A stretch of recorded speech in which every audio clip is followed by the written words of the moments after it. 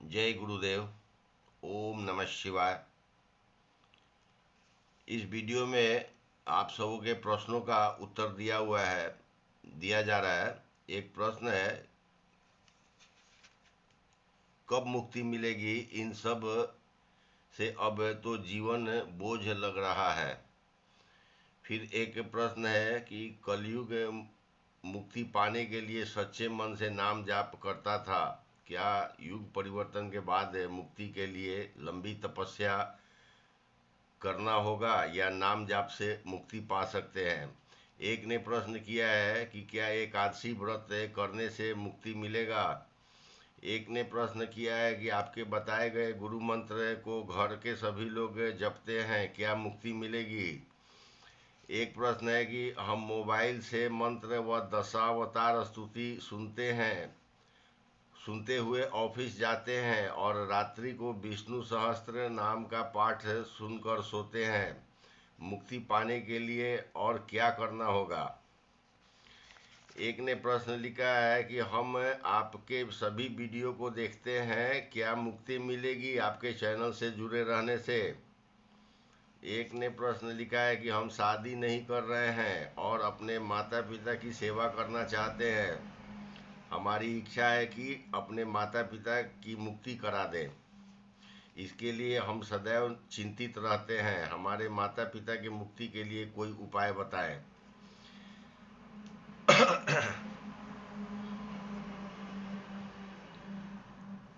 उनका उत्तर है कि इतने सारे प्रश्नों का अलग अलग उत्तर देना हमसे संभव नहीं है, और भी कई लोग मुक्ति के संबंध में प्रश्न किए हैं, और इस प्रकार के प्रश्नों का उत्तर देने का कार्य धर्म गुरुओं व कथावाचकों का होना चाहिए। परंतु हमारे भाई बहन हमसे ही पूछते हैं, तो हमने भी बहुत परिश्रम करके सरल भाषा में मुक्ति के उपाय से संबंधित जानकारी आप सबों के लिए लाया हूँ। इससे पहले यही कहूँगा कि हमें मुक्ति से संबंधित प्रश्न व कमेंट देखकर बहुत खुशी हुई, और आश्चर्य है कि मुक्ति के इच्छुक लोगों की संख्या भी तेजी से बढ़ रही है। जो लोग नाम जाप मोबाइल से सुनते हैं, या लोगों को जो लोग त्रिसंध्या करते हैं, या जो लोग कोई व्रत करते हैं, या जो लोग कोई और तरीके से साधना व भक्ति करते हैं, या किसी प्रकार के गुप्त साधना करते हैं, या जिनके चक्र जागृत नहीं है, वे सभी लोग अपने अपने तरीकों से जो आपको सुगम लगता है वो तरीका से आप नाम जाप, मंत्र जाप, ध्यान, साधना, पूजा पाठ, विग्रह दर्शन इत्यादि तरीकों से अपनी चेतना शक्ति को ऐसे उच्च स्थान पर ले जाएं जहां ईश्वरीय ऊर्जा से जुड़ जाए। और जब ईश्वरीय ऊर्जा से जुड़ेंगे तब मुक्ति संभव है। इसके लिए आपके खान पान, आचार विचार सब कुछ है आपको ठीक करना पड़ेगा। और जो चैनल से जुड़े रहने व वीडियो देखने से मुक्ति चाहते हैं, वे स्पष्ट समझे कि स्कूल में पढ़ाने वाले शिक्षक का फोटो मात्र देखने से मुक्ति नहीं हो सकता है, और स्कूल के टीचर भी आपके पापों को अपने माथे पर नहीं लेगा। आपके द्वारा अगर कोई पाप जाने अनजाने में हुआ है तो उस पाप को स्वयं आपको ही जलाना होगा, और स्कूल के शिक्षक के द्वारा बताए गए बातों को स्वयं आपको ही अपनी मुक्ति के लिए पूरा करना होगा। और मुक्ति से संबंधित सकारात्मक ऊर्जा को बढ़ाने की जानकारी अनेकों पुराने वीडियो में बताई गई है। और जो एकादशी व्रत करते हैं उनके संबंध में 4 बातें बता रहा हूँ। पहला है, एकादशी माता सदैव पूजनीय है और उनके प्रसन्नता के लिए किया गया व्रत सदैव कल्याणकारी होता है। दूसरा है, एकादशी व्रत के प्रभाव से आपको अर्थ, मोक्ष, मान सम्मान प्राप्त होता है। तीसरा है कि एकादशी एक वृद्ध माता स्वरूप है और वो हमेशा अपने पतिदेव सागर के साथ ही अपने भक्तों पर दया रखती हैं। अतः जो एकादशी व्रत करते हैं उन्हें सागर देव की भी कृपा प्राप्त होती है। 4 नंबर है, एकादशी व्रत से प्रसन्न एकादशी माता अपने भक्तों को वैकुंठ में स्थान प्राप्त कराती हैं, जो एक मुक्ति लोक है। तो अब देखते हैं कि विधाता के द्वारा मुक्ति के क्या प्रक्रिया है, जो बड़े बड़े साधकों के शोध का विषय होना चाहिए या धर्मगुरुओं को बताना चाहिए, जो हमें अभी आप सबों को बताना पड़ रहा है। तो प्रश्न है कि मुक्ति कैसे मिलेगा। मैंने 7 आदमी का प्रश्न लिया है और कई का छोड़ दिया है, तो यही प्रश्न लेके चलते हैं कि मुक्ति कैसे मिलेगा और विधाता ने इसके लिए क्या क्या प्रक्रिया बना के रखा है। तो उनका उत्तर है कि प्रश्न है, बस शॉर्टकट में यही समझें कि पाप रूपी कीचड़ में कमल का खिला हुआ पुष्प ही मुक्ति है, और परम मुक्ति तो परम पिता जो सृष्टि करता है उनसे मिल लेना ही मुक्ति है। और सभी प्रकार के मुक्ति आपके कर्म प्रधान भूमि पर किए गए पुण्य कर्मों पर निर्भर होता है। इसी कर्म प्रधान भूमि को भूमाता, पृथ्वी या मृत्युलोक इत्यादि नामों से जानते हैं। वैसे मुक्ति के 7 आयाम होते हैं। पहला है चैतन्य मुक्ति। इस मुक्ति में मनुष्य अपने उच्च चेतना शक्ति के प्रभाव से मुक्त हो जाता है, और इस चैतन्य मुक्ति प्राप्त मनुष्य को बार बार मनुष्यों में चेतना जागृत करने के लिए जन्म लेना पड़ता है।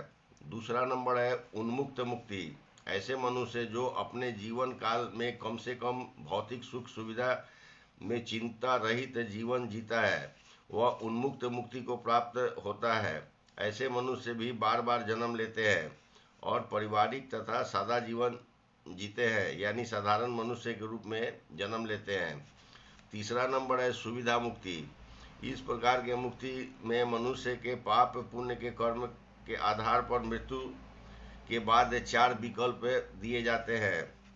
उस विकल्प में पाप पुण्य का फल भोगना होता है, पहले पाप या पहले पुण्य का फल भोगना, या अपने कर्मों के अनुसार अन्य जीवों के रूप में जन्म लेना, या पुनः मनुष्य के रूप में जन्म लेकर पाप का प्रायश्चित करना व पुण्य को बढ़ाना इत्यादि होता है।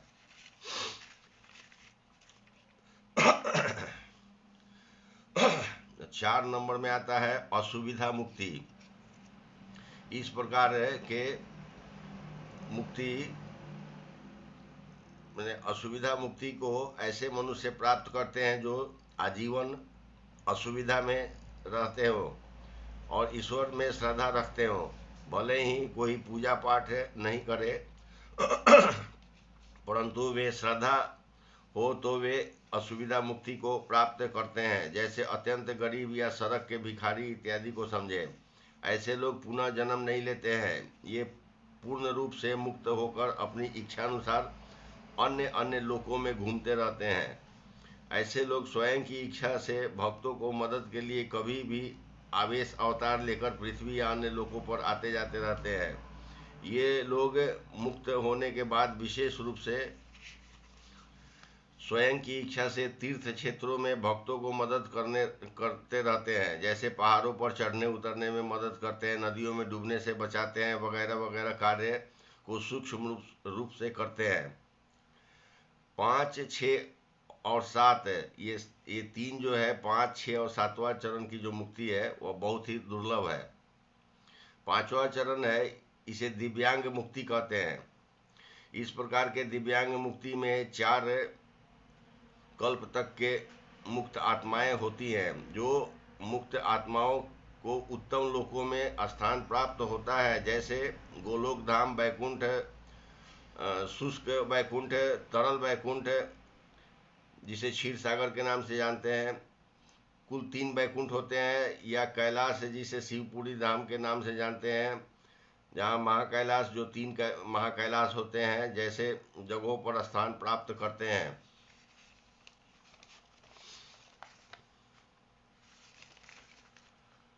या सप्तलोक या ब्रह्मलोक या अन्य लोकों में स्थान प्राप्त करते हैं। ये लोग बहुत विशेष कार्य के लिए व बहुत कम समय के लिए पृथ्वी पर आते हैं या जन्म लेते हैं, जैसे अवतार के आने के समय। 6ठा चरण है तुम्भ मुक्ति। इसे तुम्भ मुक्ति बोलते हैं। तुम्भ मुक्ति में दिव्यांग मुक्ति वाले आत्मा को रुद्र अवतारों या कल्याणकारी शिव या महाकाल या श्री विष्णु या नारायण या महाविष्णु के नज़दीक स्थान मिलता है। और जो श्रेष्ठ रहते हैं वे महादेव या श्री विष्णु के शरीर में रहते हैं। ये कहीं भी कभी भी भौतिक रूप धारण कर सकते हैं। ये देवताओं के उत्तम गण होते हैं। ये लोग धर्म के प्रचार के लिए जन्म नहीं लेते हैं। ये एक प्रकार से देवता ही हो जाते हैं। परंतु जब श्री विष्णु अवतार लेते हैं तो ये आत्माएं भी अनेक रूप में आते हैं। ये आत्माएं पृथ्वी पर जन्म नहीं लेना चाहते हैं, इसलिए स्वयं से प्रकट होते हैं। ये अन्य लोगों को पसंद करते हैं जहां जन्म मृत्यु नहीं होता है।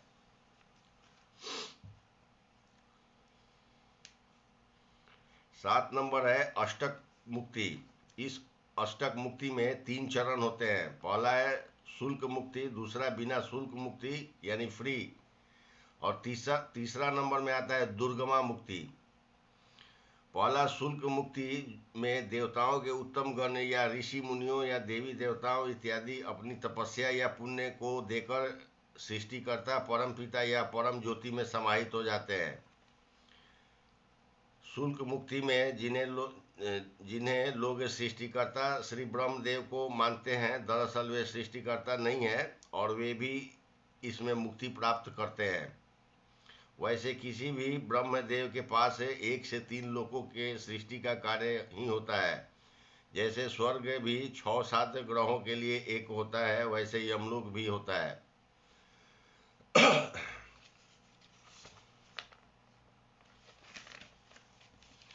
और दूसरा इसमें आता है बिना शुल्क मुक्ति। इस मुक्ति में 3 प्रकार के शर्त होती हैं। वह उसमें से कोई एक होने से मुक्त होकर परम ज्योति में समाहित हो सकते हैं, जिसे परम मुक्ति कहते हैं।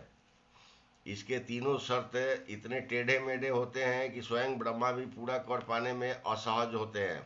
साधारण देवी देवता तो बहुत दूर ही रहते हैं। तीसरा नंबर आता है दुर्गमा मुक्ति। इस मुक्ति को पाने के लिए देवी दुर्गा के 4 शर्त पूर्ण करने होते हैं, जो भयंकर कठिन होते हैं। जिसमें देवी दुर्गा के 19 यानी 19 दैवीय स्वरूपों में उनके लोकों में परम मुक्ति प्राप्त होती है। साथ साथ पूजनीय प्रकृति माता श्री के पावन स्वरूप 10 महाविद्या माताओं के लोक में भी स्थान प्राप्त होता है। तो अब मरणोपरांत मुक्ति कैसे होता है, किस प्रकार के शर्त होते हैं, उसकी जानकारी पूरी हुई। इसके अलावा प्रत्येक युग के हिसाब से 2 राक्षसी ताल भी बनते हैं। जो आत्माएं कोई भी शर्त को पूरा नहीं करते हैं, उन्हें राक्षसी ताल में डाल दी जाती है, जहां भयंकर यातना होता है और उन्हें कभी भी किसी भी जीव जंतु के रूप में शरीर नहीं मिलता है। ये कई कल्पों तक दंडित होते रहते हैं। ऐसे राक्षसी ताल में ज़्यादातर म्लेच्छ प्रवृत्ति के आत्माएं जाती हैं। यानी जब कोई भी मुक्ति के शर्त से नहीं मिलता है, उसे राक्षसी ताल में कई कल्पों में अनेकों यातनाएं के साथ साथ हजारों वर्षों तक अग्नि के ज्वाला में गिरते रहना होता है। फिर हजारों वर्षों तक अंधेरे में गिरते रहना होता है और सभी यातनाओं के बाद अंतिम यातना के लिए तलातल या तलातल जैसे अन्य लोकों में भेज दी जाती है, जहाँ दूर दूर तक काले रंग के गर्म खौलता हुआ तेल के झरने होते हैं और गर्म खौलता हुआ तालाब बना रहता है। और वहीं धुआं जो भस्म बनता है, वही भस्म बाबा श्री महाकाल के शरीर पर जब आता है तभी उस आत्मा की मुक्ति होती है। जैसे घरों में काजल आंखों में लगाने के लिए बनाते हैं, ठीक वैसे ही समझे, जिसे सामान्य लोग 100 भस्म के रूप में जानते हैं। इस प्रकार ये मुक्ति से संबंधित जो प्रश्न का उत्तर है हमने पूरा किया। आप सबको अच्छा लगे तो लिख कर बताएंगे कि हाँ, मुक्ति से संबंधित प्रश्न का उत्तर अच्छा लगा, क्योंकि अनेक लोग का प्रश्न है कि मुक्ति कैसे मिलेगा। और इसके अलावा एक प्रश्न है कि अष्टांग योग क्या है, भविष्य मालिका में वर्णित अष्टांग योगी के संबंध में बताएं, कृपया मार्गदर्शन करें।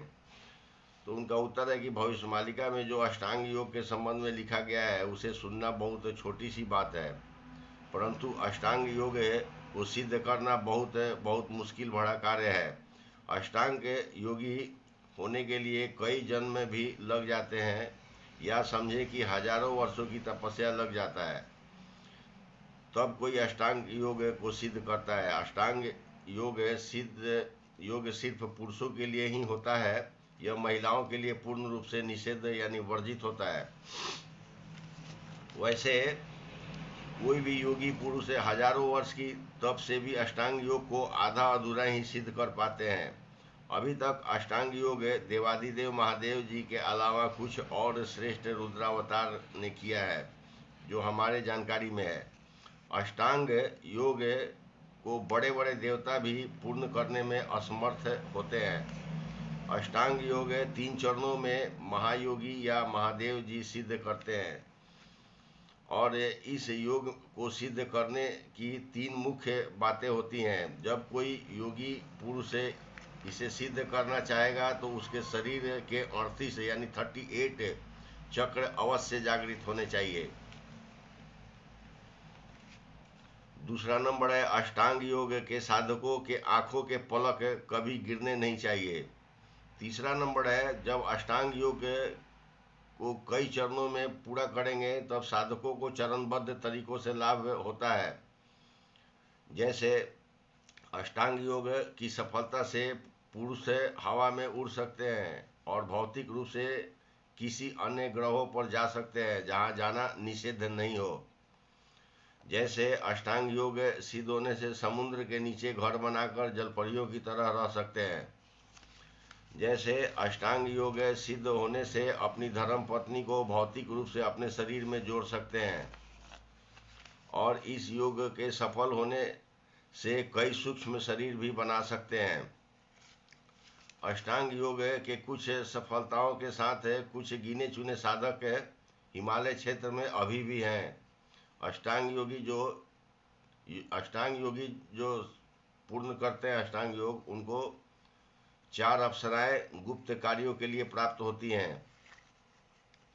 अष्टांग योगी अपने लिए कहीं भी छोटा सा पृथ्वी का निर्माण कर अंतरिक्ष में रह सकते हैं।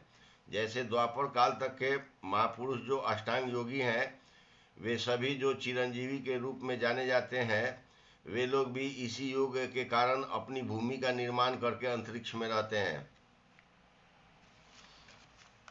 अष्टांग योगी 4 सूक्ष्म में चार सूक्ष्म से भौतिक शरीर बना सकते हैं। वैसे जितने भी अष्टांग योगी होते हैं, वे सभी कोई न कोई प्रयोजन से ही अपना पृथ्वी निर्माण करके अपना निवास बनाकर अंतरिक्ष में रहते हैं। अष्टांग योगी को सांस लेने के लिए ऑक्सीजन की जरूरत नहीं होती है। अष्टांग योगी 900 से 1000 वर्षों तक बिना ऑक्सीजन के और बिना भोजन पानी के रह सकते हैं।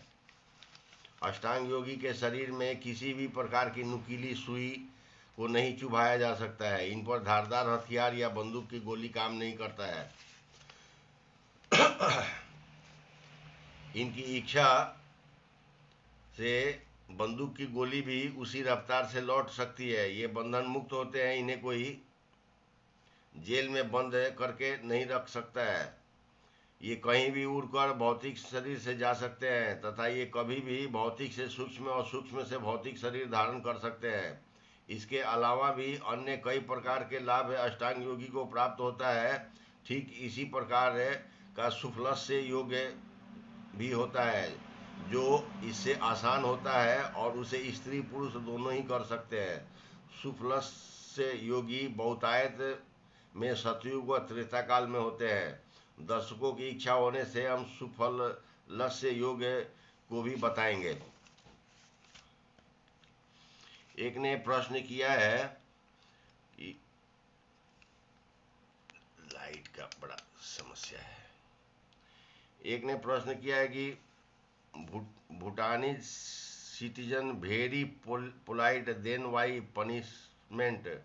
उनका उत्तर है कि वर्तमान में जो भूटानी राजा के बाप ने जो अत्याचार अपने नागरिकों पर किए हैं, जिसके कारण वे नागरिक नेपाल व भारत में शरणागत हैं, और उनकी दुर्दशा ऐसी है कि वे विदेशों में हवस के शिकारियों से बिकने को मजबूर है। यही कारण है, मुख्य कारण है कि वे दंड स्वरूप वर्तमान के राजा को आत्मसमर्पण करना होगा या मरना होगा। एक प्रश्न है कि मेरा प्रश्न है कि फिर से महामारी बढ़ाया जा रहा है, इस बारे में जानकारी दीजिए। और बांग्लादेश में हिंदुओं का शमशान को मुस्लिम लोग घेराबंदी करके रख रहे हैं, वहाँ के हिंदू लोग बहुत परेशानी में हैं। उनका उत्तर है कि आपके प्रश्न अच्छा है, जो होनी है वही हो रहा है। सरकारें जो महामारी फैला रही हैं वह सामान्य नागरिक को अपना गुलाम बनाना चाहती हैं और वैक्सीन बेचकर धन कमाना चाहती हैं। इसके लिए इल्यूमिनाटी जैसे संस्था के राक्षस सदैव प्रयास में लगे हैं और सरकार दलाल की भूमिका निभा रही है। और दैव योग से महामारी फैलेगा और मुस्लिम जो शमशान की भूमि कब्जा कर रहे हैं वे स्पष्ट समझें कि सब अपने मौत की तैयारी कर रहे हैं। वैसे शीघ्र ही दैव योग से कचरा सफाई का कार्य शुरू होगा और अनेक जगहों पर यह कचरा सफाई का कार्य चल रहा है। और ऐसा शमशान है, ये पूरा पृथ्वी बनेगा कि जिधर देखेंगे उधर नरक ही नरक दिखेगा। कृपया धैर्य रखें, अपने साथ अपने परिवार को सुरक्षित रखें, इसके लिए सुरक्षा के उपाय जरूर कर लें। एक प्रश्न है कि आपकी सच्चाई कम हो रही है, क्या सरकार आपको परेशान कर रही है, ऐसा लग रहा है। आप वीडियो से पहले एक ने लिखा है आप वीडियो से पहले चेतावनी नहीं दे, आप पर सेंसर लग सकता है। वैसे आपका वीडियो सब कुछ ठीक रहता है। इन दोनों के प्रश्नों का उत्तर है कि हमने कोई अधर्म का कार्य नहीं किया है कि हमारी सच्चाई कम होगी। अतः इस प्रकार के प्रश्न व कमेंट कृपया नहीं लिखें। और रही बात है सरकारों की, तो इस पृथ्वी पर ऐसी कोई सरकार नहीं है जो हमसे पंगा ले सके। इसलिए सरकारों का अपना तंत्र है जो अभी तक 36 यानी 36 से FIR करके रखा है, परंतु इतनी हिम्मत किसी भी तंत्र के पास नहीं है कि वो एक कॉल करके हमको कहे कि आपके ऊपर FIR है या FIR से संबंधित कार्रवाई होगी, या कोई मैसेज भी दे तो उसको इस पृथ्वी से उठाने में देर नहीं करेंगे।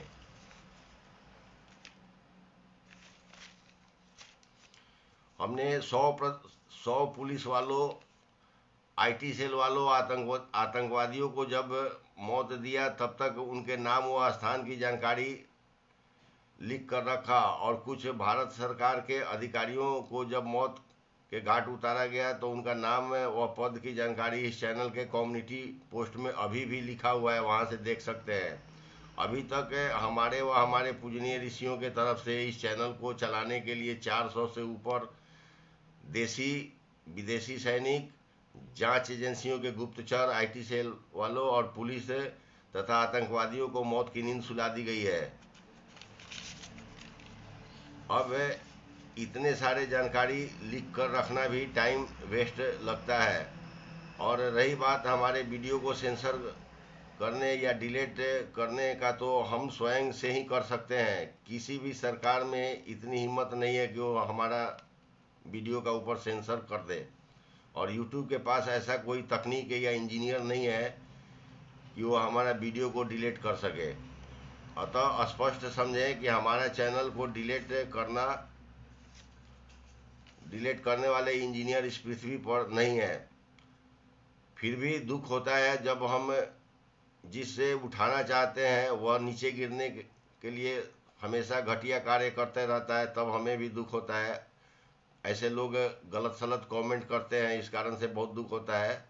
ऐसे ही कारणों से हमने 200 वीडियो को प्राइवेट कर दिया था, जो पुनः हम पब्लिक कर रहे हैं।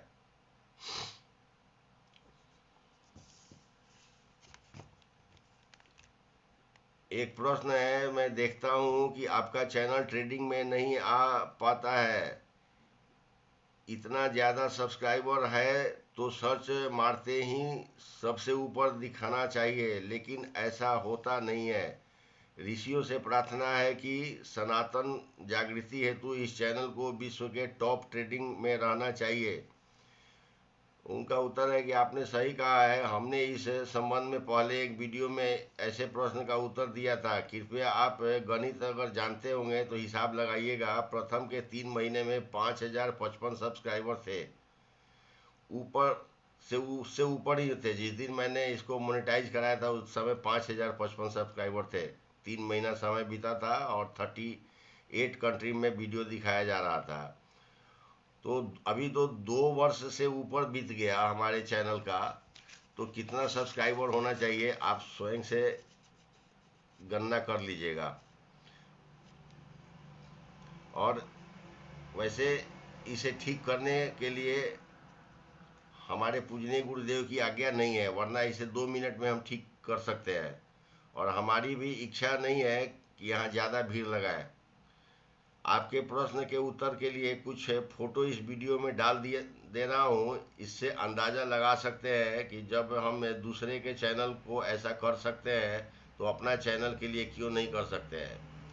और जितना सब्सक्राइबर यूट्यूब दिखाता है उतना तो हमारे व्हाट्सएप ग्रुप के सदस्य हैं जिनका चैट हम बंद करके रखते हैं, क्योंकि हम ये सब कार्यों से थोड़ा दूर रहना चाहते हैं और हमारे पास मैन पावर नहीं है और वैसा मनी पावर भी नहीं है कि हम इतना मेंटेन करके चल सके। इसलिए हम वीडियो भी कम से कम बनाना चाहते हैं और ये हम प्रॉब्लम दूर भी कर सकते हैं, लेकिन हमारे गुरुदेव की आज्ञा नहीं है। नहीं तो ये मैन पावर और मनी पावर का प्रॉब्लम भी दूर कर देंगे, सब्सक्राइबर भी ठीक ठाक दिखा देंगे। यूट्यूब का वो जो थोड़ा बहुत बंधन है वो कंप्यूटर से जो कंट्रोल करता है उसका भी बंधन हम तोड़ सकते हैं, लेकिन मेरे गुरुदेव की आज्ञा नहीं है। और हम भी नहीं चाहते हैं कि इस चैनल पर ज़्यादा भीड़ लगे, क्योंकि युग परिवर्तन थोड़े से आदमी से ही होने वाला है। जो मूल बीज है वही कार्य करते हैं, बाकी सब तो देखते रहते हैं। तो बीज जिधर जाएगा उधर ही सारे लोग जाते हैं। तो हम यही समझते हैं कि हमारे चैनल पर जो युग परिवर्तन से संबंधित जो बीज है वही तैयार होता है। इसके अलावा और हमें ज़्यादा समझ में नहीं आता है। आप सबको वीडियो देखने के लिए बहुत बहुत धन्यवाद। ओम नमः शिवाय।